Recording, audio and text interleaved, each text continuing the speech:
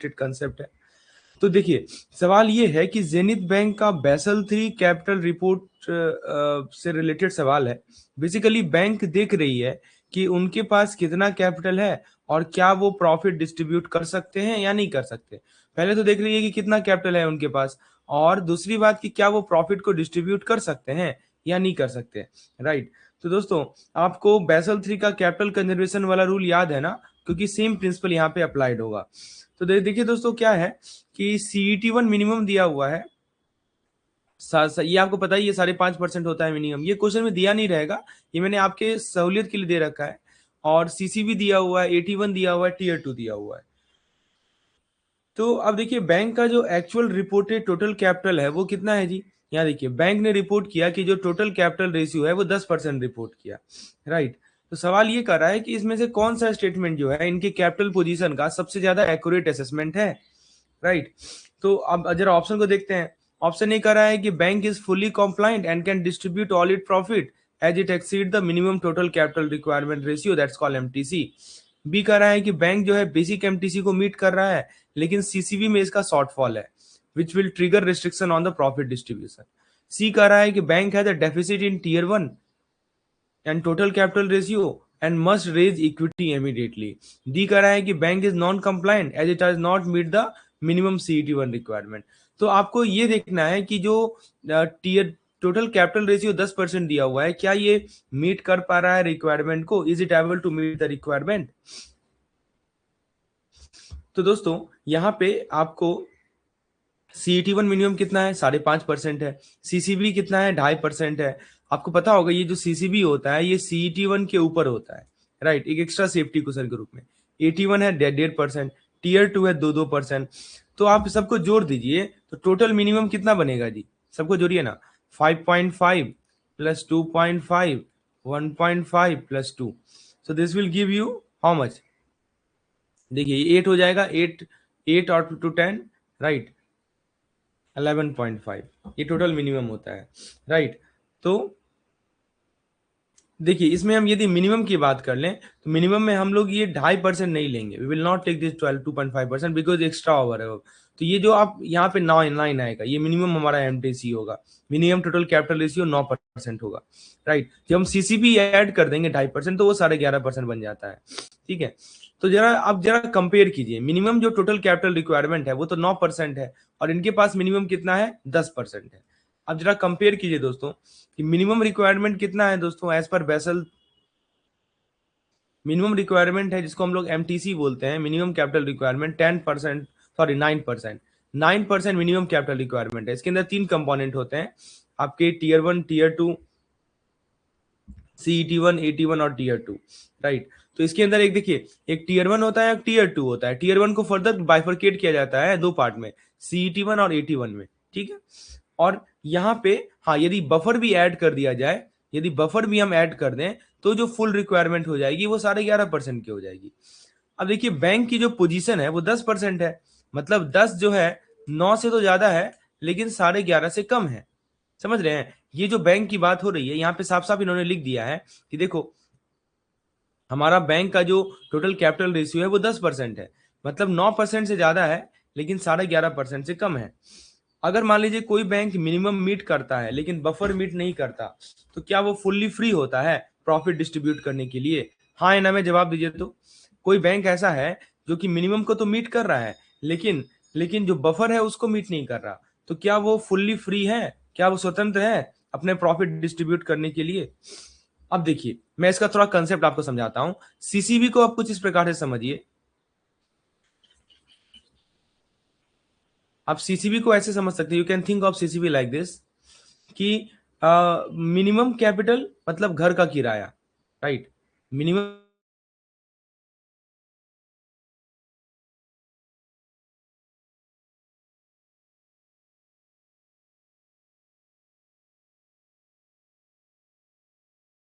भी आपका security deposit हो गया। अगर आप किराया दे देते हैं पर सिक्योरिटी डिपॉजिट फुल्ली नहीं दे पाए, घर तो मिल जाएगा लेकिन रिस्ट्रिक्शन लगेगा। ठीक है, एग्जैक्टली सेम है हमारे बेसल 3 में। ठीक है, बेसल 3 में यही कहता है कि देखो बैंक सर्वाइव कर सकता है क्योंकि मिनिमम कैपिटल को वो मीट कर रहा है, लेकिन लेकिन फ्री में प्रॉफिट डिस्ट्रीब्यूट नहीं कर सकता। ये बहुत इंपॉर्टेंट है। फ्री में जो है आप प्रॉफिट डिस्ट्रीब्यूशन नहीं कर सकते, उस पर रेस्ट्रिक्शन लग जाएगा। ठीक है, तो जरा आप ऑप्शन को देखिए, बेसिक कंसेप्ट तो समझ में आ ही गया होगा। पहला ऑप्शन कह रहा है कि the bank is fully compliant and can distribute all it profit. नहीं दो दोस्तों, ये नंबर तो गलत है। बी कह रहा है कि bank meet the basic MTC but has a shortfall in the CCB which will trigger restriction on the profit distribution. Exactly, यही तो पॉइंट है। देखिए, मिनिमम एमटीसी को तो मीट कर रहा है, लेकिन दिक्कत कहां हो रही है? दिक्कत हो रही है कि कैपिटल कंजर्वेशन बफर को मीट नहीं कर पा रहा है, जिस कारण से प्रॉफिट डिस्ट्रीब्यूशन में रिस्ट्रिक्शन लगेगा। सी कह रहा है कि bank has a deficit in both tier 1 and total capital ratio and must raise equity immediately. नहीं दोस्तों, इक्विटी की बात ही नहीं हो रही है, नॉन कंप्लाइंट भी नहीं है। तो मतलब देखिए, बैंक मिनिमम कैपिटल तो मीट कर रहा है, लेकिन 11.5 तक नहीं पहुंच रहा है, इसीलिए प्रॉफिट डिस्ट्रीब्यूशन रिस्ट्रिक्शन लगेगा। और जब हम प्रॉफिट डिस्ट्रीब्यूशन की बात करते हैं ना, तो क्या क्या आता है जी? जैसे आपने नाम सुना होगा डिविडेंड का, डिविडेंड नहीं दे पाएगी, बोनस नहीं दे पाएगी, राइट, शेयर बायबैक नहीं कर पाएगी, शेयर वापस नहीं कर सकती, अपना शेयर खुद वापस नहीं कर सकती, समझे? ये सब रिस्ट्रिक्शन लग जाएगा। तो दोस्तों एक रैपिड फायर रिवीजन कर लिया जाए, बताइए ना, मिनिमम टोटल कैपिटल कितना होता है? बताइए, what is the minimum total capital? तो मिनिमम टोटल कैपिटल याद रखिएगा, ये होता है 9%। ठीक है, बैसल 3 के अनुसार। सीसीबी कितना होता है? सीसीबी होता है 2.5%। बफर के साथ टोटल रिक्वायरमेंट कितना होता है? तो होता है वो 11.5% का कैपिटल। बैंक का एक्चुअल कितना है? 10% है, तो सीसीबी आपका घट गया ना, सीसीबी शॉर्टफॉल है, राइट, तो रिस्ट्रिक्शन अप्लाई होगा। बेसिक सवाल था। चलिए अगले सवाल की ओर बढ़े हम लोग। ओके, बहुत इंपॉर्टेंट कंसेप्ट है दोस्तों, आपको सबका लिमिट पता होना चाहिए, राइट। किसी भी प्रकार का सवाल बन सकता है, यदि आपको लिमिट पता है तो तुरंत सॉल्व कर लीजिएगा। अगला सवाल दोस्तों बहुत इंटरेस्टिंग है। ये Basel market risk question solve करने जा रहे हैं, trading book versus banking book classification. आइए देखते हैं। देखिए दोस्तों, एपेक्स बैंक है, इनके पास कुछ एसेट है, कुछ डेरिवेटिव है, और उनको क्लासिफाई करना है, राइट। बहुत सारे पोजीशन ये होल्ड करके रखे हैं, कुछ इनके पास एसेट है, कुछ इनके पास क्या है दोस्तों, डेरिवेटिव है, राइट। तो अब सवाल ये है कि यहाँ पे इनको हमें क्लासिफाई करना है। तो अब ये है कि ट्रेडिंग बुक में जाएगा या हमारा बैंकिंग बुक में जाएगा।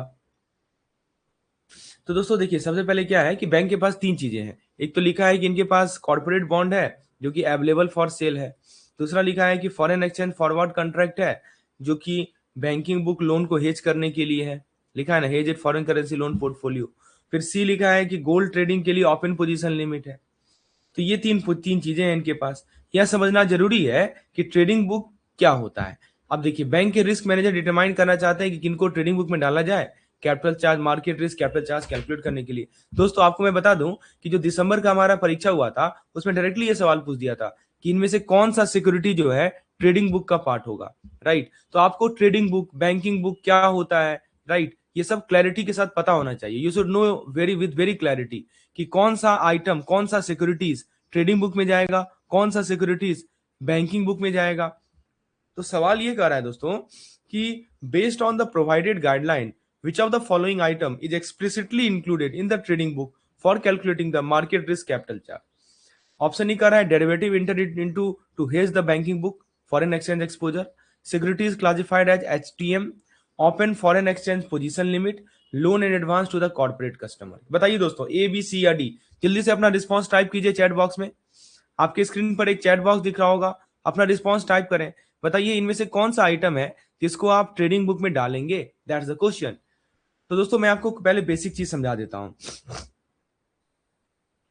तो दोस्तों आपको पता है यहाँ पे जो एपेक्स बैंक है हमारे पास, जो हमारी एपेक्स बैंक है, इनके पास कुछ एसेट हैं, कुछ डेरिवेटिव हैं, उनको क्लासिफाई करना है कि वो ट्रेडिंग बुक में जाएगा या बैंकिंग बुक में जाएगा। बेसिक कंसेप्ट आपको पता है दोस्तों कि देखिए, मार्केट रिस्क का जो कैपिटल चार्ज होता है ना, मार्केट रिस्क का जो कैपिटल चार्ज होता है वो सिर्फ ट्रेडिंग बुक वाले आइटम पर ही लगेगा, बैंकिंग बुक वाले आइटम पे कैपिटल चार्ज नहीं लगेगा, समझे। जो आइटम ट्रेडिंग बुक के अंदर है केवल उसी पे लगता है। लेकिन सवाल ये है कि हम पहचाने कैसे कि कौन सा आइटम ट्रेडिंग बुक में होगा। तो इनके पास 3 चीजें हैं, अभी आपको मैंने बताया, इस ये बैंक के पास 3 चीजें हैं। क्या है जी? एक तो इनके पास कॉर्पोरेट बॉन्ड है, दूसरा फॉरेन एक्सचेंज फॉरवर्ड कॉन्ट्रैक्ट है, तीसरा open limit for gold trading है। अब ये समझना जरूरी है कि ट्रेडिंग बुक क्या होता है। तो ट्रेडिंग बुक आपको पता होगा दोस्तों, उन चीजों का ग्रुप होता है, राइट, जो कि जिसे बैंक ट्रेडिंग के लिए एक्टिवली रखता है, bank keep actively for trading. उन चीजों का ग्रुप है जिसे बैंक एक्टिवली रखता है ट्रेडिंग के पर्पज से। दूसरी बात, जिसका शॉर्ट टर्म प्रॉफिट ऑब्जेक्टिव होता है, इसका ऑब्जेक्टिव क्या है, शॉर्ट टर्म प्रॉफिट। तीसरी बात, जिसे मार्क टू मार्केट गेन या लॉस होता है। देखिए ये सब लाइन याद रखिए, आपको आइडेंटिफाई करने में हेल्प मिलेगी, राइट।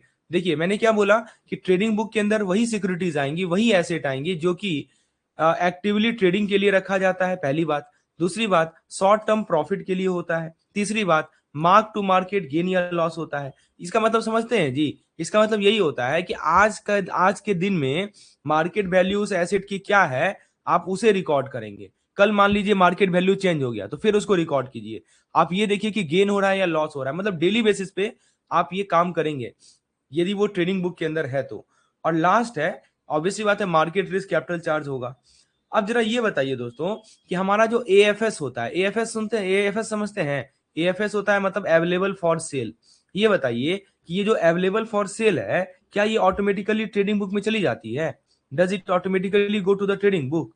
तो दोस्तों सही जवाब है नो। ठीक है, एएफएस जो है ट्रेडिंग बुक में डायरेक्टली नहीं चली जाती। अब आइए मैं आपको ऑप्शन बाय ऑप्शन समझाता हूं। Let's come to the question back. अब मैं आपको ऑप्शन बाय ऑप्शन समझाता हूं।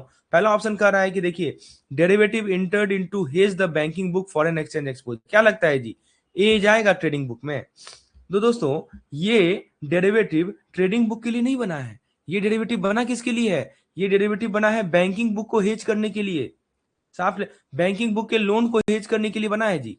आपको पता होगा दोस्तों कि डेरिवेटिव एक तरह का हेजिंग इंस्ट्रूमेंट होता है। हेजिंग समझते हैं? हेजिंग का मतलब ये होता है दोस्तों कि अपने आप को प्रोटेक्ट करना। किसके अगेंस्ट प्रोटेक्ट करना? तो रिस्क से प्रोटेक्ट करना। तो दोस्तों बैंकिंग बुक के अंदर जो लोन है उसको हेज करने के लिए हमने डेरिवेटिव लिया। ठीक है, क्या ये ट्रेडिंग बुक के अंदर जाएगा? तो दोस्तों याद रखिएगा कि मार्केट रिस्क गाइडलाइन क्लियरली बोलता है, राइट। क्या बोलता है जी गाइडलाइन? जरा गाइडलाइन मैं आपको बता दूं। Let me explain you the guideline, just wait a minute. Okay, तो दोस्तों गाइडलाइन ये कहता है कि देखो ट्रेडिंग बुक डेरिवेटिव जो है ना ट्रेडिंग पोजीशन को हेज करेगा, और बैंकिंग बुक का हेज जो है ट्रेडिंग बुक का कंपोनेंट नहीं होगा, राइट। क्योंकि डेरिवेटिव बैंकिंग बुक को हेज कर रहा है ना, तो ट्रेडिंग बुक में तो जाएगा ही नहीं। तो ऑप्शन ए तो नहीं होगा। यहाँ पे ऑप्शन ए इसलिए नहीं होगा क्योंकि साफ साफ इन्होंने लिखा है कि हमने जो डेरिवेटिव लिया है वो बैंकिंग बुक के लोन को हेज करने के लिए लिया है। ये तो होगा नहीं। जरा बी पे आ जाइए। बी पे इन्होंने लिखा है सिक्योरिटी क्लासिफाइड एट एसटीएम। अब जरा एसटीएम की बात करते हैं, राइट। एसटीएम का मतलब ही होता है हेल्ड टिल मैच्योरिटी। मतलब बैंक एचटीएम को होल्ड कब तक करती है जी? बताइए। बैंक एचटीएम वाली सिक्योरिटीज को कब तक होल्ड करेगी? एचटीएम वाले सिक्योरिटी को होल्ड करेगी टिल मैच्योरिटी। नाम में ही लिखा है ना, राइट। कोई ट्रेडिंग इंटेंशन नहीं होगा, नो ट्रेडिंग। कोई शॉर्ट टर्म फ्लिपिंग नहीं होगा, कोई mark to market trading book का इंपैक्ट नहीं होगा। ये एसटीएम जो है ना 100% बैंकिंग बुक आइटम है, क्योंकि आप इसे मैच्योरिटी तक होल्ड करने वाले हैं। आप शॉर्ट टर्म के लिए नहीं होल्ड कर रहे हैं, आप बेचने के लिए नहीं होल्ड कर रहे हैं, आप इसको मैच्योरिटी तक रखिएगा। इसका कोई ट्रेडिंग नहीं होगा, इसका कोई शॉर्ट टर्म फ्लिपिंग नहीं होगा, इसका कोई एमटीएम ट्रेडिंग बुक का इंपैक्ट नहीं होगा। तो काहे का ये ट्रेडिंग बुक में आएगा? आएगा ही नहीं। ये तो बैंकिंग बुक में जाने वाला चीज है, ठीक है ना। तो एसटीएम में मार्केट रिस्क कैपिटल चार्ज नहीं लगेगा। तो ऑप्शन बी भी हमारा गलत आंसर है, ऑप्शन बी भी सही जवाब नहीं है। अब जरा सी पे आ जाइए। सी में कह रहा है open foreign exchange position limit. जी हाँ दोस्तों, गाइडलाइन में क्लियरली मेंशन्ड होता है ट्रेडिंग बुक के लिस्ट में, ये जो हमारा ओपन एफएक्स लिमिट है ना, ये ट्रेडिंग बुक में ही आता है। देखिए इसका मतलब थोड़ा समझिए। इसका मतलब ये होता है कि बैंक कितना फॉरेन एक्सचेंज ट्रेडिंग अलाउड है उसका लिमिट। ओपन एफएक्स का मतलब क्या हुआ कि बैंक का कितना फॉरेन एक्सचेंज ट्रेडिंग अलाउड है, इसीलिए डायरेक्टली ट्रेडिंग बुक में आता है। ये ओपन पोजीशन है जी, है ना। और ये मार्केट रिस्क जनरेट करता है। ये एक बहुत ही इंपॉर्टेंट सोर्स है मार्केट रिस्क का, समझिए। और इसीलिए ये डायरेक्टली ट्रेडिंग बुक में ही जाएगा। और लास्ट ऑप्शन कर रहा है loan in advance to corporate customer. नहीं भाई, क्या लोन ट्रेडिंग बुक में होता है जी? बिल्कुल नहीं। जो ये लोन है या जो ये एडवांस है, ये किसका पार्ट है? ये बैंकिंग बुक का पार्ट है ना जी। It is banking part of the banking book. It is held at amortise cost. ये मार्केट ट्रेडिंग इंटेंशन से नहीं होता, ठीक है। तो फाइनल आंसर क्या होगा इसका? फाइनल आंसर होगा ऑप्शन नंबर सी। समझ में आया दोस्तों? तो हमने क्या सीखा यहां से? हमने ये सीखा कि देखो बैंकिंग बुक हेज डेरिवेटिव जो है ट्रेडिंग बुक में नहीं जाता। जो डेरिवेटिव आप बैंकिंग बुक के एक्सपोजर को हेज करने के लिए ले रहे हैं उसको ट्रेडिंग बुक में मत डालिएगा। जो हमारा हेल्ड टिल मैच्योरिटी होता है वो बैंकिंग बुक का पार्ट होता है। तो हमारा लोन होते हैं ये बैंकिंग बुक के पार्ट होते हैं, लेकिन जो हमारा एफएक्स फॉरेन लिमिट है ये ट्रेडिंग बुक का पार्ट होता है। दोस्तों बैंकिंग बुक क्या होती है, ट्रेडिंग बुक क्या होती है, ये हमने पहले भी क्लियर कर रखा है, राइट, यूनिट नंबर 12 में क्लियर किया था, उसी का जस्ट ये एप्लीकेशन वाला पार्ट है। आइए अगले सवाल की ओर बढ़ते हैं। अगला सवाल बहुत ही इंटरेस्टिंग सवाल है। यहाँ पे बात हो रही है specific risk versus general market risk in the standardise approach. हम दोनों को कंपेयर करेंगे, ठीक है। चलिए पहले कहानी को समझते हैं। आज के केस में जेनिथ बैंक के ट्रेडिंग बुक में 3 आइटम है। क्या क्या आइटम है जी? एक तो लिखा है कि लॉन्ग पोजीशन है इनका 10 साल के कॉर्पोरेट बॉन्ड में, कंपनी ए, जो कि कंपनी ए ने इशू किया है। फिर शॉर्ट पोजीशन है इनका 5 साल के गवर्नमेंट सिक्योरिटी में, जो कि भारत में अलाउड है। शॉर्ट पोजीशन 5 साल के गवर्नमेंट सिक्योरिटी में अलाउड है। और तीसरा लिखा है लॉन्ग पोजीशन है इक्विटीज में। लेकिन क्वेश्चन इन तीनों के बारे में नहीं है। क्वेश्चन स्पेसिफिकली ये पूछ रहा है कि कॉर्पोरेट बॉन्ड की स्पेसिफिक रिस्क कैसे ट्रीट होगी, गवर्नमेंट सिक्योरिटी का शॉर्ट पोजीशन का स्पेसिफिक रिस्क कैसे ट्रीट होगा, क्या दोनों को नेट किया जा सकता है। क्वेश्चन इसके बारे में। क्या आपको याद है स्पेसिफिक रिस्क किस चीज का रिस्क होता है? नहीं याद है तो मैं आपको समझाता हूं। सवाल ये कर रहा है कि जब हम total market risk capital charge निकालेंगे स्टैंडर्डाइज अप्रोच के माध्यम से, आपको पता होगा दोस्तों कि मार्केट रिस्क के अंदर भी हमारे पास 3 अप्रोच है, standardise approach, duration approach, right. तो दोस्तों सवाल ये कर रहा है कि स्टैंडर्डाइज अप्रोच के माध्यम से यदि हम मार्केट रिस्क कैपिटल चार्ज निकालेंगे तो जेनिथ बैंक इस स्पेसिफिक रिस्क कंपोनेंट को कैसे ट्रीट करे, खासकर long corporate bond position and short government security position. Option A, the specific charges for both position can be netted against each other because they are within the same trading book portfolio। मतलब आप उसका netting कर सकते हैं। B करा है कि जो स्पेसिफिक रिस्क चार्ज है कॉर्पोरेट बॉन्ड का उसको अलग से निकालेंगे और उसको ऑफसेट नहीं किया जा सकता एक शॉर्ट गवर्नमेंट सिक्योरिटी पोजीशन से। सी कर रहा है क्योंकि गवर्नमेंट सिक्योरिटी के पास कोई स्पेसिफिक रिस्क है ही नहीं तो केवल corporate bond specific risk charge किया जाएगा, राइट। और डी कर रहा है ये स्पेसिफिक रिस्क केवल इक्विटी पोजीशन के लिए एप्लीकेबल है, इसीलिए इक्विटी होल्डिंग ही स्पेसिफिक रिस्क चार्ज को इनकर करेगा। चलिए पहले मैं आपको स्पेसिफिक रिस्क के बारे में थोड़ा सा बेसिक जानकारी दे देता हूं, what this risk is all about, let's have a understanding of that. देखिए दोस्तों स्पेसिफिक रिस्क की यदि हम बात करें ना, क्या होता है ये हमारा इशूअर स्पेसिफिक रिस्क होता है, राइट। सिंपल भाषा में बोले, let's understand the simple way. जैसे मान लीजिए कि कंपनी ए का बॉन्ड है, कंपनी ए का बॉन्ड है, ठीक है। तो रिस्क किसका है? रिस्क है कंपनी ए का। अगर मान लीजिए गवर्नमेंट सिक्योरिटी है, राइट, तो रिस्क किसका है जी? रिस्क है गवर्नमेंट का। गवर्नमेंट सिक्योरिटी है तो रिस्क गवर्नमेंट का है।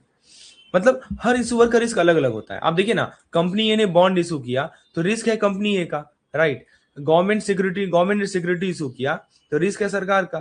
तो दोस्तों स्पेसिफिक रिस्क का एक गोल्डन रूल है, क्या कहता है कि आप इस स्पेसिफिक रिस्क को ना ऑफसेटिंग नहीं कर सकते। No offsetting of the long and short position.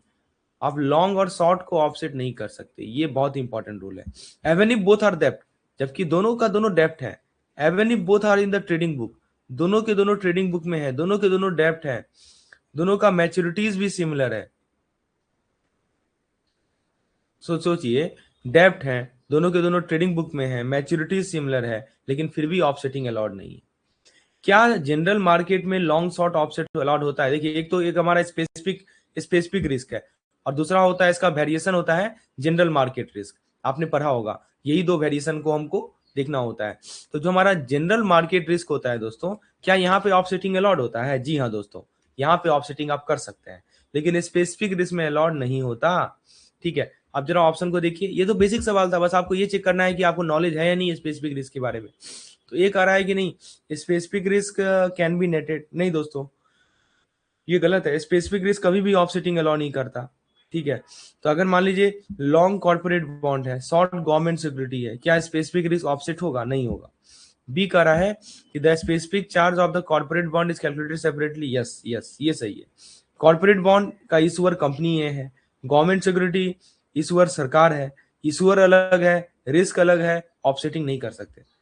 Simple logic याद रखिएगा कि जब भी आपका इशूअर डिफरेंट होगा, ठीक है, रिस्क डिफरेंट होगा, वहां पे आप ऑफसेट नहीं कर सकते।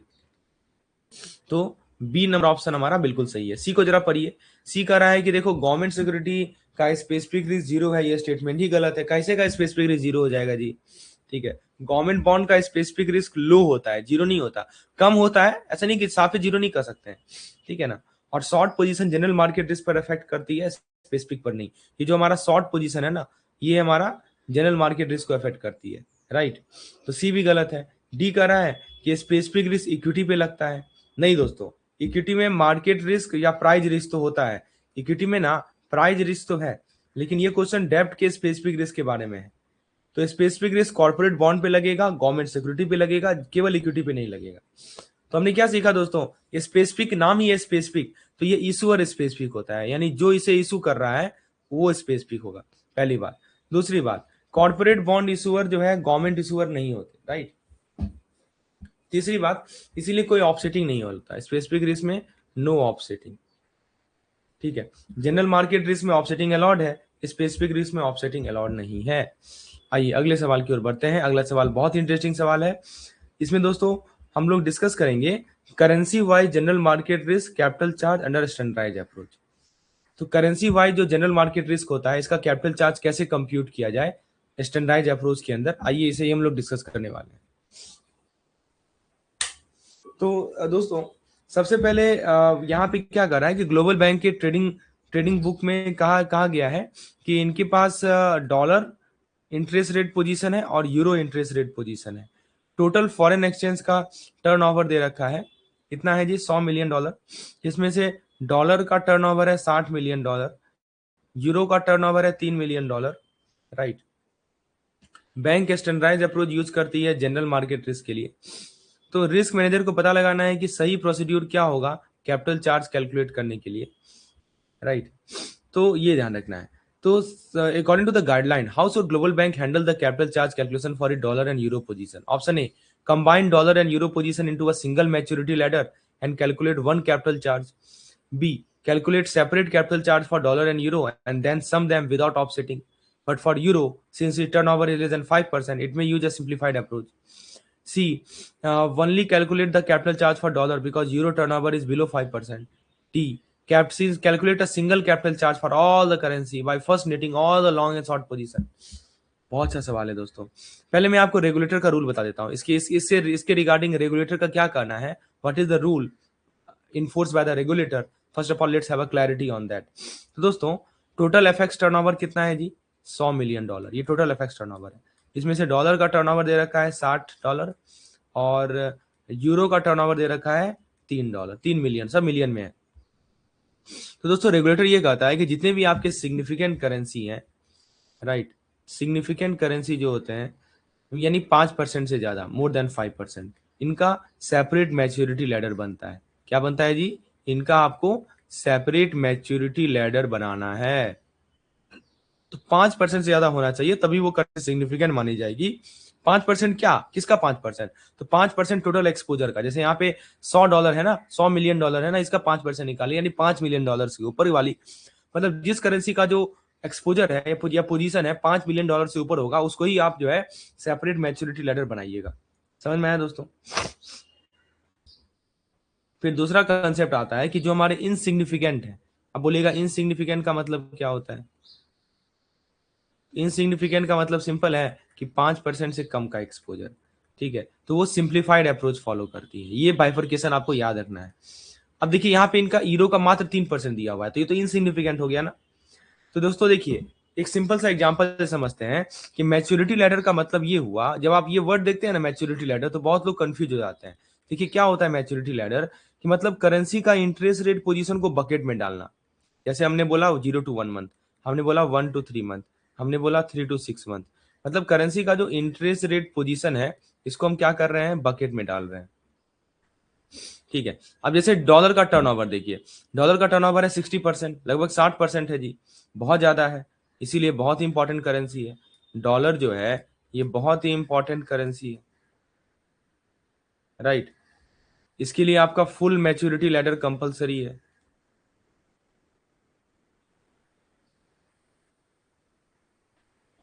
समझे? यूरो का टर्नओवर देखिए मात्र $3 है, राइट। इसके लिए दोस्तों ये माइनर करेंसी है, $3 क्या है जी, माइनर करेंसी है। इसके लिए सिंप्लीफाइड मेथड अलाउड है, सेपरेट लैडर की जरूरत ही नहीं है।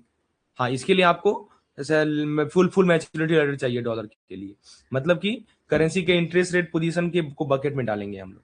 तो दोस्तों इंपॉर्टेंट रूल याद रखिएगा, करेंसी का कैपिटल चार्ज ऐड होता है, नेटिंग अलाउड नहीं होता, राइट। करेंसी का जो कैपिटल चार्ज होता है ना, capital charge is added, netting मतलब कि प्लस माइनस को घटा नहीं सकते, ठीक है ना। तो क्या डॉलर और यूरो के पोजीशन को नेट किया जा सकता है? नहीं किया जा सकता।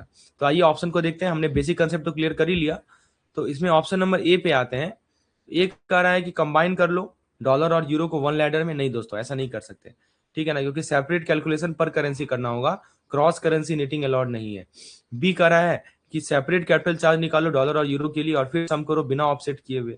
जी हाँ दोस्तों, बिल्कुल सही बात है कि देखो डॉलर है हमारी सिग्निफिकेंट करेंसी, यूरो है हमारा इनसिग्निफिकेंट करेंसी। दोनों चार्जेस को, दोनों के, डॉलर के लिए फुल मैच्योरिटी लैडर बनेगा, यूरो के लिए आपका सिंप्लीफाइड कैलकुलेशन करना है, फिर दोनों चार्ज को ऐड करना है, कोई ऑफसेटिंग अलाउड नहीं है। ये एग्जैक्टली रेगुलेटरी रिक्वायरमेंट फॉलो करता है। और यदि आप डिटेल में जानना चाहते हैं कि कैसे इसको कंप्यूट किया जाए, तो हमने अपने लेक्चर में समझाया है इस चीज को एग्जाम्पल के माध्यम से, आप उसका हेल्प ले सकते हैं समझने के लिए। तो बी तो हमारा बिल्कुल सही है। सी कह रहा है कि इनसिग्निफिकेंट करेंसी को एग्जाम्पशन दी गई है। नहीं दोस्तों, गलत है, कोई ऐसा एग्जाम्पशन नहीं मिला है। और डी कह रहा है कि net all the currency together. दोस्तों क्रॉस करेंसी नेटिंग कभी नहीं अलाउड होता है, डी भी गलत है, ठीक है।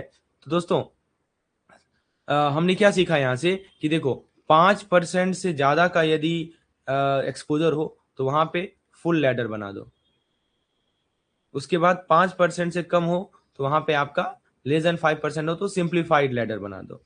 करेंसी वाइज चार्जेस हमेशा ऐड होता है, ठीक है ना। करेंसी वाइज जो आप चार्ज निकालेंगे उसको आप हमेशा ऐड करेंगे, कभी भी नेट मत कीजिएगा। दूसरी बात, डॉलर मेजर करेंसी है, यूरो इनसिग्निफिकेंट करेंसी है, आप इसे समझ में आ गया होगा। टर्नओवर को देखिए और डॉलर का टर्नओवर देखिए और फिर आप डिसाइड कीजिए।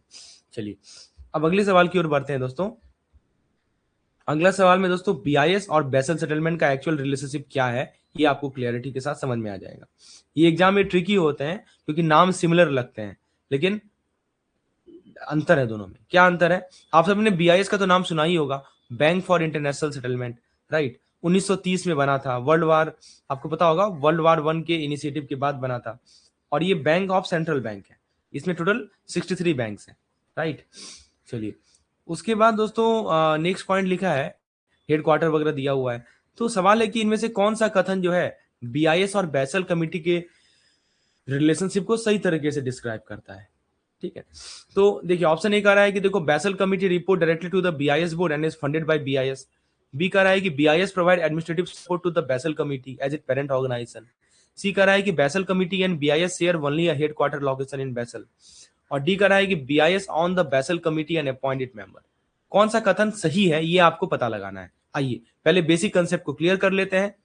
तो दोस्तों होता आपको मैंने बताया कि जो बीआईएस है, जो बैंक फॉर इंटरनेशनल सेटलमेंट है, ये बना 1930 में।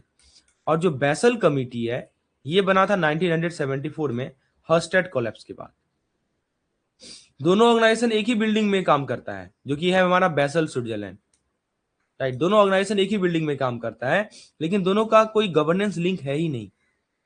लोगों को लगता है कि बीआईएस पेरेंट है और बेसल कमिटी उसका बच्चा है, लेकिन दोस्तों ऐसा नहीं है, राइट। बीआईएस पेरेंट नहीं है, नहीं बेसल कमिटी उसका बच्चा है, ये गलत है। बीआईएस एक इंडिपेंडेंट फाइनेंशियल इंस्टीट्यूशन है, राइट। और जो बेसल कमिटी है दोस्तों, ये G10 सेंट्रल गवर्नर ने बनाया। G10 के जो सेंट्रल बैंक है ना, G10 का जो सेंट्रल बैंक है, इसके गवर्नर ने बेसल कमिटी बनाया। दोनों लीगल हैं, दोनों फाइनेंशियल, दोनों ऑपरेशनली सेपरेट हैं, राइट। सेपरेट एंटिटीज हैं, दोनों बस एक ही ऑफिस बिल्डिंग शेयर करते हैं। ये लिटरली ऐसा ही है, दोनों कंपनी एक ही ऑफिस बिल्डिंग में काम कर रही है, लेकिन ऑनरशिप अलग है, मैनेजमेंट अलग है, काम अलग है ना जी। बहुत लोग कंफ्यूज हो जाते हैं कि अरे ये तो दोनों एक ही चीज है, ऐसा नहीं है, राइट। और यही बारीकियों को मैं आपको इस केस स्टडी के माध्यम से समझाता हूँ। हमारा केस स्टडी यही पॉइंट को कवर करता है जो एग्जाम में बार बार रिपीट हो रहा है, जो एग्जामिनर जानना चाहता है कि आप जानते हैं या नहीं जानते। तो ऑप्शन ए कह रहा है कि Basel committee report to BIS board. नहीं भाई, दोनों अलग अलग एंटिटी है। बी कह रहा है कि बीआईएस पेरेंट ऑर्गेनाइजेशन है और सपोर्ट देता है, ये भी गलत है। बेसल कमिटी स्वतंत्र बॉडी है, कोई एडमिनिस्ट्रेटिव कोई फाइनेंशियल सपोर्ट बीआईएस से नहीं मिलता बेसल कमिटी को। सी कह रहा है कि बेसल कमिटी और बीआईएस जो है एक हेड क्वार्टर लोकेशन बेसल में शेयर करता है। जी हाँ दोस्तों, सी नंबर करेक्ट है, राइट। दोनों एक ही जगह बैठे हैं, बस कनेक्शन है कि कोलोकेशन है। डी कह रहा है कि BIS on the Basel committee. तो बेसल कमेटी का कोई ऑनर नहीं है दोस्तों, बेसल कमेटी G10 के गवर्नर ने बनाया है, राइट। तो दोस्तों बीआईएस बना 1930 में, बेसल कमेटी बना 1974 में। डिफरेंट फाउंडर है, डिफरेंट रोल है, डिफरेंट स्ट्रक्चर है, बस कॉमन एक ही चीज है कि बिल्डिंग सेम है, दैट्स इट, नथिंग एल्स। चलिए अगले सवाल की ओर बढ़े हम लोग। अगला सवाल आपके सामने है स्क्रीन पर, बेसल से ही रिलेटेड है। क्या कर रहा है दोस्तों, एक बार पढ़ेंगे हम लोग। सवाल में कर रहा है दोस्तों कि बेसल वन का एक बहुत ही स्कोरिंग एमसीक्यू डिस्कस करेंगे। तो देखिए, what was the fundamental criticism of Basel one approach to the corporate capital requirement. तो ऑप्शन ए कर रहा है कि it require higher capital for low risk asset, it mandated uniform capital for all the corporate account regardless of the risk, it prohibited the use of internal risk model, it excluded market risk from the capital calculation. Criticism क्या था, Basel one का जो approach था उसको क्यों criticise किया गया, ये सवाल है। तो दोस्तों बेसल वन ने क्या किया था पता है आपको, बेसल वन ने ये किया था, इसने बोला कि देखो कॉर्पोरेट लोन हो तुम्हारा, या तुम्हारा मान लो कोई रिस्की एक्सपोजर हो, राइट, कॉर्पोरेट लोन हो या रिस्की एक्सपोजर हो, सब पर 8% कैपिटल रखो। यानी लो रिस्क हाई रिस्क सबको ट्रीट किया जाएगा सेम वेट से, ठीक है ना। यदि आपका लो रिस्क हो या हाई रिस्क हो, सबको आप जो है सेम वेट से ट्रीट करो। ये फेयर लगता है कि अनफेयर लगता है। प्रॉब्लम क्या हुई, जैसे मान लीजिए मैं प्रॉब्लम समझाता हूँ, आखिर ये जो मान लीजिए सबको सेम रिस्क वेट रखेंगे तो प्रॉब्लम क्या होगा वो सुनिए। जैसे मान लीजिए एक बैंक के पास दो लोन ऑप्शन है, पहला है लोन ए और दूसरा है हमारा लोन बी, ठीक है। लोन ए जो हमने दिया है ये लो रिस्क कस्टमर को दिया है, और बी जो हमने दिया है ये रिस्की कस्टमर को दिया है, और दोनों पे सेम 8% कैपिटल लगना है। तो बैंक क्या करेगा, इस पे भी 8% लगना है, इस पे भी 8% लगना है, तो बैंक क्या करेगा जी। तो दोस्तों बैंक सिंपल रिस्की वाले को चूज करेगा क्योंकि रिटर्न ज्यादा है ना जी। बैंक लोन बी को चूज करेगा क्योंकि रिस्की है, तो इसको पता है कि रिटर्न ज्यादा होगा। मतलब रेगुलेशन ने बैंक को रिस्क लेने के लिए इनडायरेक्टली पुश किया, है ना। आप खुद सोचिए, दो लोन है, लोन ए लो रिस्क के लिए है, लोन बी रिस्की कस्टमर के लिए है। बैंक को पता है कि रिस्की कस्टमर को लोन देंगे तो हमको रिटर्न भी ज्यादा आएगा, ठीक है। तो बैंक क्या चूज करेगा, बी ही तो चूज करेगा। तो एक तरह से रेगुलेशन ही तो बोल रहा है कि तुम चाहे लोन ए में जाओ या लोन बी में जाओ, दोनों में तुमको 8% रिस्क वेट ही मेंटेन करना है, 8% कैपिटल ही लगाना है, तो क्यों ना लोन बी पे जाए क्योंकि हमें रिटर्न ज्यादा मिलेगा, राइट। आप होते तो क्या क्या चूज करते, बी चूज करते ना, वही बैंक ने ही किया। तो ये डिस्टॉर्शन क्या क्रिएट करता है, इसको बोलते हैं दोस्तों, आप बुक में पढ़ेंगे ना, एक वर्ड इन्होंने लिखा है, इसको बोलते हैं रेगुलेटरी आर्बिट्राज। समझे, ये वर्ड होता है, बहुत बार यही सवाल पूछता है कि what is the meaning of this regulatory arbitrage. यानी बैंक रेगुलेशन का एडवांटेज लेकर रिस्की एसेट को प्रीफर करते हैं। क्या बेसल वन ने कोलेट्रल या गारंटी को कंसीडर किया था, नहीं, रिस्क मिटिगेंट को तो इग्नोर ही किया था। ये सबसे बड़ी दिक्कत थी, एक तो रेगुलेशन में आर्बिट्रेज आ गया, बैंक हाई रिस्क की लोन प्रीफर कर रहे थे। दूसरा दिक्कत ये था कोई कोलेट्रल नहीं था, कोई गारंटी नहीं था। और तीसरा सबसे बड़ा दिक्कत था कि ऑपरेशन रिस्क भी मिसिंग था, ऑपरेशन रिस्क को इंक्लूड ही नहीं किया था। बेसल वन में कहीं ऑपरेशन रिस्क का जिक्र नहीं है, केवल क्रेडिट मार्केट रिस्क है, राइट। ये वो टाइम था जब फ्रॉड और टेक्नोलॉजी रिलेटेड रिस्क बढ़ रहे थे। अब आइए ऑप्शन को देखते हैं। ऑप्शन ए का right require higher capital for low risk asset, तो ऑप्शन ए तो गलत है, नहीं, लो रिस्क एसेट के लिए हायर कैपिटल नहीं बोला, इसके लिए बोला कि कैपिटल से कोई रिस्क से कोई मतलब ही नहीं है। It mandated uniform capital for, yes, ये बोला कि रिस्क से हमसे कोई मतलब नहीं है, सारे कॉर्पोरेट लोन को यूनिफॉर्म कैपिटल दो, ये सबसे बड़ा दिक्कत था, right. B is the correct answer. It prohibited the use of internal risk model, नहीं, इट एक्सक्लूडेड मार्केट, नहीं, मार्केट रिस्क तो था ही था, ठीक है। तो डी भी नहीं होगा, डी भी गलत है, सी भी गलत है, बी सही है। तो बेसल वन का सबसे बड़ा दिक्कत यही था कि आपका यदि हाई रिस्क एसेट है या आपका मान लीजिए लो रिस्क एसेट है, ये बोलती है कि सेम कैपिटल चाहिए दोनों के लिए, बोलती है कि दोनों को सेम कैपिटल दो। इससे बैंक क्या करती है कि रिस्कियर एसेट प्रीफर करते हैं, कोलेट्रल, गारंटी, क्रेडिट डेरिवेटिव सब कुछ इग्नोर किया, ऑपरेशन रिस्क तो था ही नहीं। इसी वजह से बेसल 2 और बेसल 3 आए इंप्रूवमेंट रूप में। तो बेसल 1 का लिमिटेशन आपको समझ में आ गया इस क्वेश्चन के माध्यम से।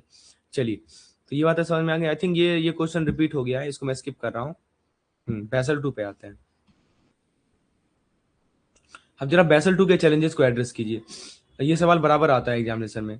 तो दोस्तों सवाल ये कर रहा है कि यहाँ पे बेसल टू का एक जबरदस्त एमसीक्यू डिस्कस करने वाले हैं कि what guidance did Basel committee issue to address the cross border supervision supervisory challenge under Basel two. Option A, capital adequacy standard for credit risk. Option B, information sharing protocol. Option C, internal model validation requirement. Option D, tier 3 capital eligibility. पहले basic concept clear कीजिए दोस्तों। Basel two का main challenge याद है आपको क्या था? तो देखिए दोस्तों, बेसल टू ने क्या बोला? बेसल टू ने बैंक को बोला कि देखो, रिस्क मेजरमेंट अप्रोच है। क्या है? Risk measurement approach. जैसे कि आपने नाम सुना होगा, IRB, internal rating based approach, AMA, right. आपने मार्केट रिस्क के मॉडल के बारे में नाम सुना होगा, राइट। तो बेसल टू ने बोला कि जो रिस्क मेजरमेंट अप्रोच है ना, ये मल्टी कंट्री अप्रूवल चाहिए। यहाँ पे मैं हाईलाइट कर देता हूँ कीवर्ड जो है। इन्होंने बोला कि देखो, इसमें मल्टी कंट्री अप्रूवल चाहिए होता है, समझे? मतलब अगर एक बैंक इंडिया, यूके, सिंगापुर में ऑपरेट करता है तो उनके सुपरवाइजर को मिलकर मॉडल अप्रूव करना पड़ेगा। कोई मान लीजिए भारत, कोई बैंक है, वो भारत में भी है, वो मान लीजिए सिंगापुर में भी है, या मान लीजिए यूके में भी है, तो ये अलग अलग कंट्रीज है, राइट। तो उनके सुपरवाइजर को मिलकर मॉडल अप्रूव करना पड़ेगा। तो आपको लगता है कि मल्टी कंट्री अप्रूवल आसान होता होगा? नहीं जी, प्रॉब्लम यही था कि देखिए, एक होता है होम सुपरवाइजर और एक होता है हमारा होस्ट सुपरवाइजर, समझे? बेसल टू ने पहले इस तरह की ग्लोबल कोऑर्डिनेशन नहीं थी।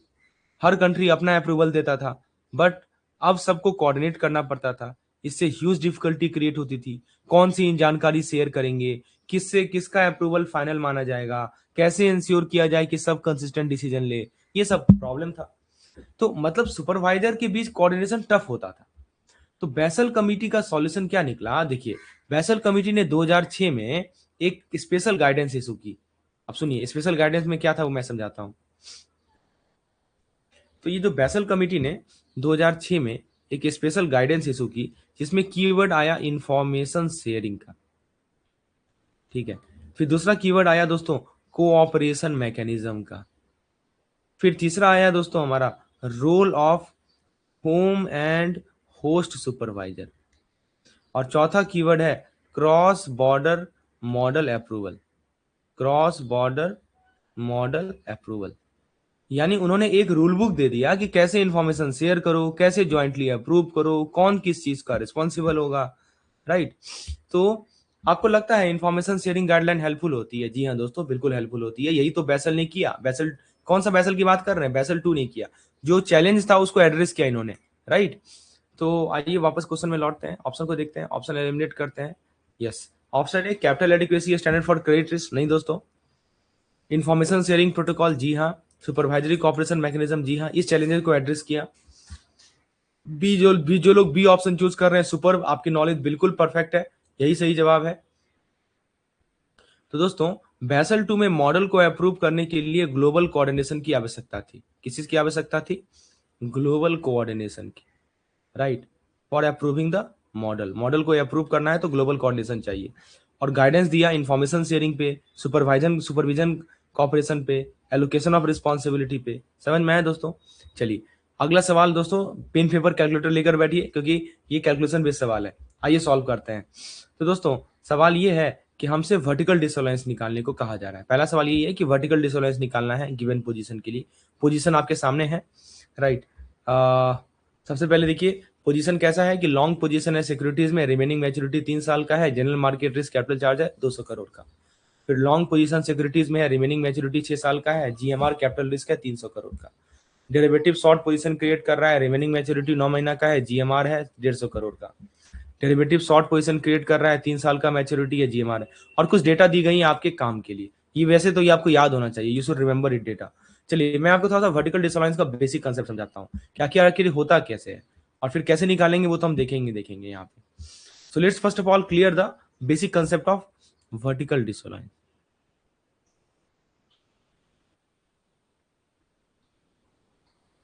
क्या होता है ये? देखिए, एक ही मैच्योरिटी बैंड के अंदर लॉन्ग और शॉर्ट पोजीशन जो एक दूसरे को ऑफसेट करते हैं, समझे? मतलब आपका मैच्योरिटी बैंड फिक्स है, एक ही मैच्योरिटी बैंड के अंदर आपके लॉन्ग पोजीशन है, आपके शॉर्ट पोजीशन है, और ये क्या करते हैं, एक दूसरे को ऑफसेट करते हैं। मतलब उन पर रेगुलेटर बोलता है कि देखो 100% ऑफसेट नहीं कर सकते हो, you can not 100% offset. Maturity band fix है, उसके अंदर लॉन्ग और शॉर्ट एक दूसरे को ऑफसेट कर रहे हैं। रेगुलेटर बोलता है कि 100% ऑफसेट आप नहीं कर सकते, थोड़ा सा रिस्क अभी भी बचा हुआ है, और इसी बचे हुए रिस्क को ही हम लोग कहते हैं वर्टिकल डिसअलाइन। क्लियर हुआ, बताइए। मतलब एक ही मैच्योरिटी बैंड के अंदर जो, देखिए सबसे पहली बात तो मैच्योरिटी बैंड फिक्स कर लीजिए। जैसे मान लीजिए 1 से 2 साल मैच्योरिटी बैंड फिक्स हो गया, उसके अंदर जो लॉन्ग और शॉर्ट पोजीशन है उनको ऑफसेट किया जाता है। लेकिन 100% ऑफसेट आप नहीं कर सकते, कुछ तो बचा हुआ रहेगा, थोड़ा सा रिस्क अभी भी रहेगा। ठीक है, तो आपको यहाँ पे क्या करना है, वापस क्वेश्चन में लौटते हैं। आपको इस क्वेश्चन में पहले ये पता लगाना है कि कौन कौन सा मैच्योरिटी बैंड सेम है, पहले ये पता लगाइए। ठीक है, तो क्वेश्चन के डेटा से हमें सिर्फ एक टाइम बैंड में लॉन्ग और शॉर्ट दोनों मिलता है, कहाँ पे देखिए। तो यहाँ मैच्योरिटी को देखिए, ये 3 साल, ये 6 साल, ये 9 महीना, ये 3 साल। ठीक है ना, केवल ये यही दोनों है जहाँ पे मैच्योरिटी बैंड सेम है, बाकी सब में अलग है। ठीक है ना, तो इसको आप के काम कीजिए, जोन 2 बोल दीजिए। तो यहाँ पे लॉन्ग कितना है जी, 200 करोड़ का लॉन्ग है, और इसमें इसमें जो है 3 साल का बैंड है ना, तो इसको जोन 2 में आता है 3 साल का बैंड। ठीक है, और यहाँ देखिए डेरिवेटिव में शॉर्ट है 80 करोड़ का। ठीक है, यहाँ पे ऑफसेटिंग पॉसिबल है, मैं यहाँ पे लिख भी देता हूँ। चलिए मैं यहाँ पे लिख देता हूँ कि देखो, हम 3 ईयर की बैंड की बात कर रहे हैं। Inside the 3 year band we have a long of 200 crore, we have short of 80 crore, right. तो मैच अमाउंट क्या होगा, 280। तो यहाँ से मैच जो अमाउंट आ रहा है वो 80 करोड़ आ रहा है, क्योंकि लोअर वैल्यू होगा। और वर्टिकल डिसअलायंस का परसेंटेज कितना होता है, 5%, है ना। ये 5% होता है मैच या ऑफसेट पोजीशन पे, ये आपको याद रखना है। इसका 5% निकाल लीजिए, इसका 5% हो जाएगा 4 करोड़, राइट। 4 करोड़ हमारा वर्टिकल डिसअलायंस होगा। ऑप्शन नंबर 1 करेक्ट है, बहुत सिंपल है, बस आपको कंसेप्ट क्लियर होना चाहिए। बट लोग नाम सुन के ही डर जाते हैं, क्या लिख दिया है वर्टिकल डिसअलायंस, अरे वर्टिकल डिसअलायंस कुछ होता नहीं है। इसका मतलब यही है दोस्तों कि देखो सेम मैच्योरिटी बैंड के अंदर आप जो है ऑफसेट कंप्लीटली ऑफसेट नहीं कर सकते, पांच कुछ रिस्क तो बचा ही रहेगा, उसी बचे हुए रिस्क को हम लोग वर्टिकल डिसअलायंस बोलते हैं। और वो कहा जाता है कि जो मैच पोजीशन है सेम मैच्योरिटी बैंड में, उस मैच पोजीशन का 5% निकाल लो, बस वही आपका वर्टिकल डिसअलायंस होता है। समझ में आया दोस्तों। चलिए, तो याद रखिएगा सेम मैच्योरिटी बैंड में ऑफसेटिंग होता है, इसी को कहते हैं वर्टिकल मैचिंग। और जो मैच अमाउंट है वो लॉन्ग या शॉर्ट का लोअर अमाउंट रहेगा। ठीक है, तो 5% 4 करोड़ आपका क्या होगा, वर्टिकल डिसअलायंस होगा। जो यहां से नेट रेसिडुअल बचेगा वो 120 करोड़ का लॉन्ग बचेगा। अब अगला सवाल है इसी क्वेश्चन का, आपको बताना है कि आपको हॉरिजॉन्टल डिसअलायंस बताना है across the different time zone. 4 option दिए गए हैं। तो सबसे पहले देखिए दोस्तों, हम क्या करते हैं ना कि सबसे पहले टाइम जोन में रिमेनिंग पोजीशन निकालते हैं। देखिए यहाँ पे लिखा है जोन 1, जोन 2, जोन 3। तो जोन 1 जो होता है ना 9 महीने का होता है। मैं आपको बता दूं कि जो हमारी जोन 1 होती है वो 9 मंथ की होती है। और जोन 1 में आप देख सकते हैं कि 9 महीने वाले में देखिए ये लिखा है ना, यहाँ पे डेरिवेटिव है और शॉर्ट पोजीशन है, तो -150 करोड़ होगा। तो जोन 1 में यहाँ पे लिखता हूँ मैं, यहाँ देखिए -150 करोड़ 9 महीने की है। जोन 2 जो है हमारी, ये है 3 साल की। 3 साल में जरा देखिए, 3 साल में आप देख सकते हैं कि यहाँ पे एक तो 200 करोड़ का हमारा पॉजिटिव है, राइट, और 80 करोड़ का नेगेटिव है, यानी प्लस 120 करोड़ हो गया। समझ में आया, 120 कहाँ से आया, 200 का लॉन्ग है, 80 का शॉर्ट है, तो नेट होगा तो 120 ही तो होगा। अब जोन 3 में आ जाइए। जोन 3 हमारा कितना साल का होता है, ये होता है 6 साल। तो जोन 3 6 साल का है, 6 साल में एक ही पोजीशन है हमारा, कौन सा है जी, 300 करोड़ का लॉन्ग है, तो प्लस 300 डाल दीजिए। ठीक है, चलिए, तो ये तीन ही बैलेंस का हॉरिजॉन्टल मैचिंग होता है। अब देखिए नियम क्या कहता है कि देखो जोन 1 और जोन 2 जो होता है ना, उसमें 40% डिसअलायंस होगा, जोन 1 जोन 3 में 100% डिसअलायंस होगा। ठीक है, लेकिन ये एग्जाम में दिया नहीं रहेगा, ये आपको याद रखना है। तो जरा जोन 1 का शॉर्ट देखिए कितना है, जोन 1 का शॉर्ट है -150, जोन 2 का लॉन्ग है +120। तो मैच अमाउंट क्या है, इसमें से मैच अमाउंट है 120, जो लोअर अमाउंट रहेगा वही मैच अमाउंट होगा। ठीक है ना, तो बोलता है कि जो 120 जो मैच अमाउंट है इसका 40% ले लो। मतलब यही होता है, जैसे मैंने वर्टिकल डिसोलाइंस जब निकाला था तो वहां मैच अमाउंट देखा था और उसी का 5% लिया था ना, तो मैच का लिया जाता है। जैसे यहाँ पे हमने जब वर्टिकल डिसोलाइंस निकाला था तो मैच अमाउंट का क्या लिया था, 5%। यहाँ बोलता है कि मैच अमाउंट का 40% ले लो। 40% लीजिएगा तो 48 करोड़ मिलेगा, ठीक है ना। तो 40% जो किस जोन का कॉम्बिनेशन में लगता है, एडजेसेंट जोन का। एडजेसेंट जोन रहे तो 40%। अब बताइए पहला स्टेप करने के बाद कितना बैलेंस बचा। मैं यहाँ पे इसको रेज कर देता हूँ। तो आपने 120 करोड़ निकाल लिया पॉजिटिव। आप खुद सोचिए ना कि जब आप 120 करोड़ निकाल लेंगे, देखिए ये सब कैलकुलेशन ना दिमाग में होती है, बस यहाँ पे समझाने के लिए मैं ऐसे लिख रहा हूँ, राइट। देखिए जब इसमें से 120 करोड़ निकाल लेंगे तो ये 30 करोड़ का शॉर्ट बचेगा और ये कुछ बचेगा ही नहीं। जोन 2 हमारा 0 हो गया है, जोन 3 अभी भी 300 है, ठीक है। आप क्या कीजिए ना, जोन 2 और जोन 3 को मैच कीजिए। जोन 2 की बैलेंस 0 हो चुकी है तो कोई डिसअलाइंस होगा ही नहीं होगा, लोअर अमाउंट 0 है, तो 2 3 को मैच करने का मतलब ही नहीं, मतलब आपको सबको मैच करना है, ठीक है ना। अब जरा देखिए जोन 1 और जोन 3 को मैच करता है क्या, ये एडजेसेंट है, नहीं एडजेसेंट नहीं है। तो नॉन एडजेसेंट में कितना डिसअलाइंस लगता है जी, 100% लगता है। तो इनमें आप ना 100% लेना है। पहले मैचिंग पोजीशन बता दीजिए, मैचिंग है 30, 30 का 100% निकाल लीजिए, कितना हो जाएगा, 30 ही करोड़ तो रहेगा, समझे। तो दोस्तों नॉन एडजेसेंट जोन का जो रेट होता है वो 100% होता है। अब सबको ऐड कर दीजिए। तो जोन 1 जोन 2 में कितना था, तो देखिए मैं लिख देता हूँ। जोन 1 जोन 2 में जो हमने मैचिंग की डिसअलाइंस निकाला 48 करोड़ निकला। जोन 2 जोन 3 में कुछ नहीं था, 0 करोड़ था। जोन 1 जोन 3 में 30 करोड़ निकला। सबको जोड़ेगा तो 78 करोड़ आएगा। यही हमारा नेट नेट हॉरिजॉन्टल डिसअलाइंस होगा। समझे बात को, कैसे निकाला समझ में आया दोस्तों ना।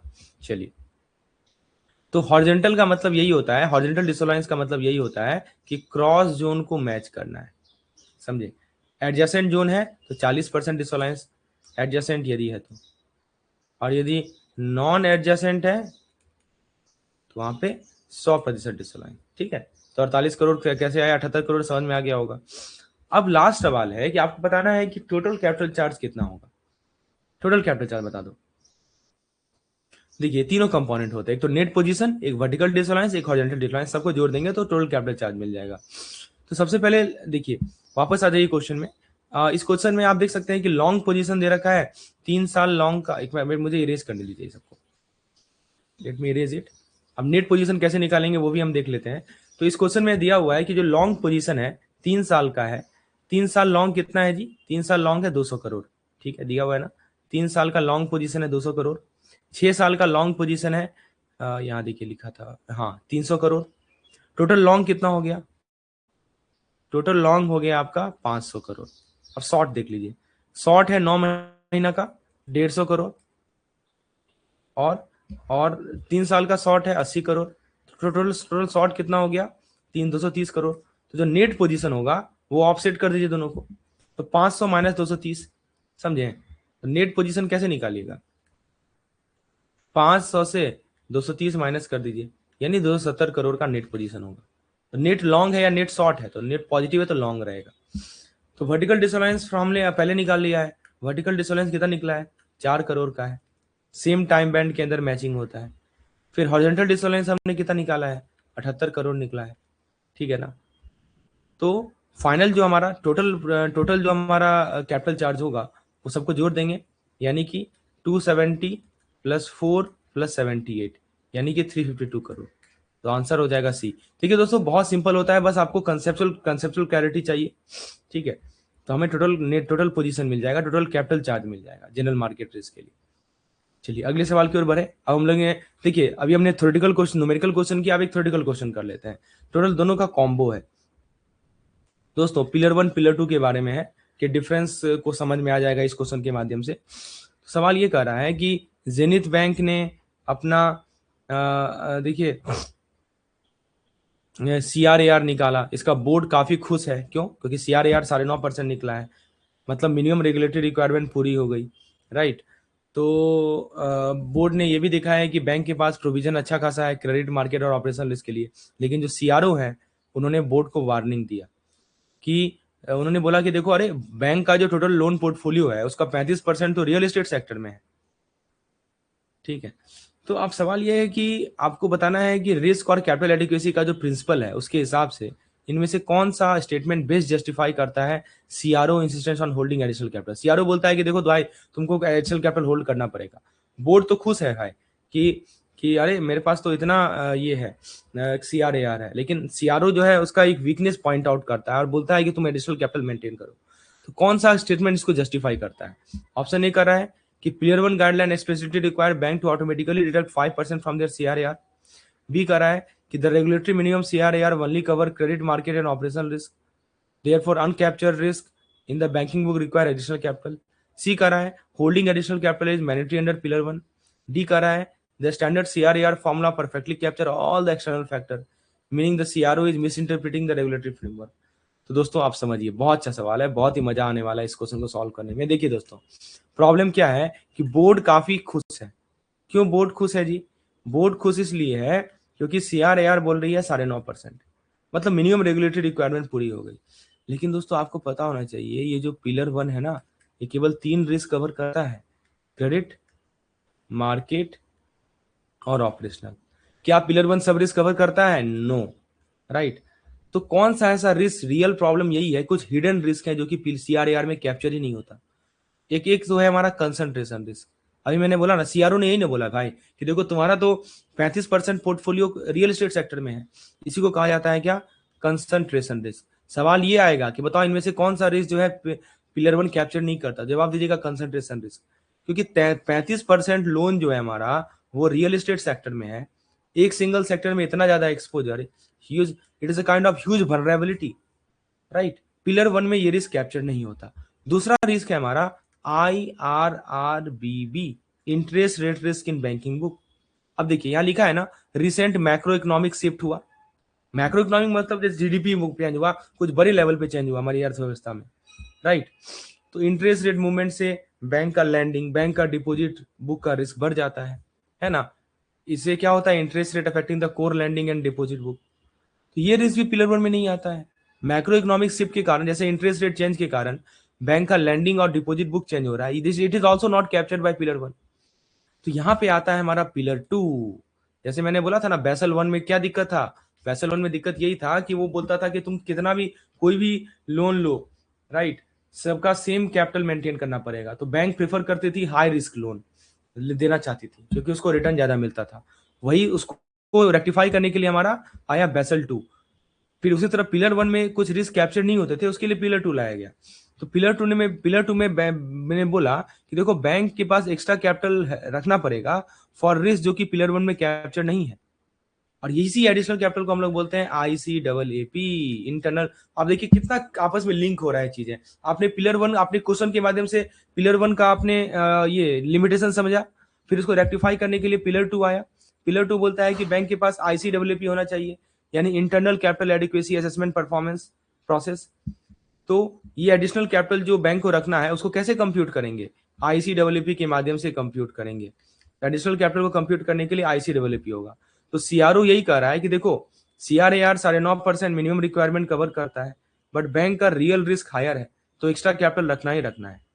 समझे? तो बी नंबर ऑप्शन क्या है यहाँ पे? तो ऑप्शन जरा देखिए, pillar 1 guideline explicitly require bank to automatically, नहीं, ठीक है। बी कह रहा है कि regulatory minimum CRAR cover credit, market and operation, therefore uncaptured risk, हाँ एग्जैक्टली, एडिशनल कैपिटल चाहिए, और वही पिलर 2 कहता है। इसीलिए पिलर 2 में ICAAP का कंसेप्ट आया है। सुपरवाइजरी रिव्यू बोलते हैं ना पिलर 2 को, तो ICAAP यानी बैंक अपना इंटरनल कैपिटल खुद एसेस करे। ये जो अपना IRRB है, फिर जो हमारा ये कंसंट्रेशन रिस्क है, इसको बैंक खुद करे अपने लेवल पे। और फिर तीसरा जो पिलर होता है वो होता है सुपरवाइजरी रिव्यू प्रोसेस, इसको SRP बोलते हैं, यानी सुपरवाइजर रिव्यू करेगा फाइनली। ठीक है, सी गलत है, डी गलत है। तो दोस्तों हमने ये सीखा कि CRAR 9.5% था, केवल पिलर 1 रिस्क कवर हो रहा था। Real estate exposure concentration risk को प्रोड्यूस करता है। तो मैक्रो इंटरेस्ट मूवमेंट से IRRB रिस्क आएगा। पिलर 2 बोलता है कि बैंक को एक्स्ट्रा कैपिटल रखना पड़ेगा इन सभी अनकवर्ड रिस्क के लिए, इसीलिए CRO जो है चीफ रिस्क ऑफिसर बिल्कुल सही है। तो दोस्तों ये था हमारा आज का सेशन। हमने बहुत सारे कंसेप्ट क्लियर किए। वीडियो पसंद आया हो तो लाइक कीजिएगा, चैनल को सब्सक्राइब कर लीजिए। और यदि आप हमारे इस तरह के सेशन से लाभ उठाना चाहते हैं, हम लोग डेली बेसिस पे लाइव सेशन कंडक्ट करते हैं, व्हाट्सएप करें